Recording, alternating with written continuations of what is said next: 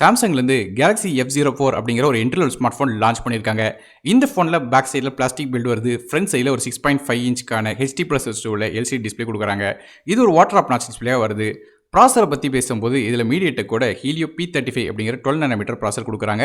So பேசிக்காக அது performance எப்படி இருக்குன்னு கேட்டிங்கன்னா, ஆப்ஸ் ரன் பண்ணுற பிரச்சனை இருக்காது. ஆனால் மல்டி டாஸ்கிங் பண்ணும்போது கண்டிப்பாக ஸ்லோவாகும். கேம்ஸுக்கு வந்து என்ட்ரி லெவல் கேம்ஸ் விளாடாம தவிர மற்றபடியாக ஹெவியான கேம்ஸோ மிட் செட்டிங் கேம்ஸோ விளாட முடியாது. ஸோ பேசிக்கான ஆப்ஸ் யூசேஜுக்கு இது ஓகே. மற்றபடி ரேம் அண்ட் ஸ்டோரேஜை பொறுத்தவரையும் இந்த ஃபோன் 4GB RAM 64GB ஸ்டோரேஜோட வருது.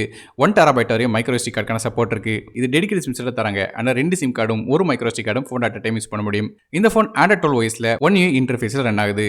இந்த ஃபோனுக்கு வந்து 2 முறை வந்து OS அப்டேட்ஸ் தரதா ப்ராமிஸ் பண்ணியிருக்காங்க.